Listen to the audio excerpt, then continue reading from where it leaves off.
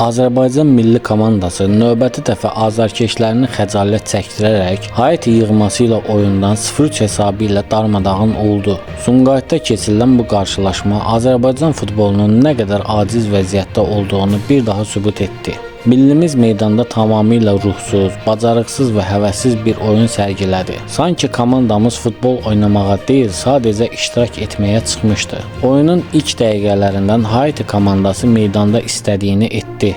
Azərbaycan yığması isə rəqibi sadəcə seyr edirdi. Müdafiədə kobud səhvlər, yaradıcılıqdan uzaq ötürmələr və tamamilə bərbad oyun planı ilə komandamız öz biabırçı simasını bir daha göstərdi. Haiti oyuncuları rahat şəkildə qollarını vuraraq bizi futbol dərsi keçən uşaq komandası kimi meydanda sürüdü.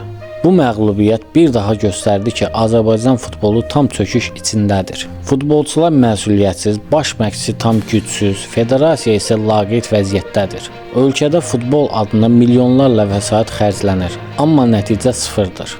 Azərbaycan futbolu artıq nəinki inkişafdan geri qalır, hətta dünya futbolunun gülüş obyektinə çevrilib. Bu biabırçılıqdan sonra kimsə hesabət verəcəkmi? Yoxsa hər zaman olduğu kimi özü düzələcək prinsipi ilə davam edəcəyik? Azərbaycan futbolunun bu rəzil vəziyyətindən bezən azarkeşlər sizcə nə etməlidir? Fikirlərinizi bizimlə bölüşün.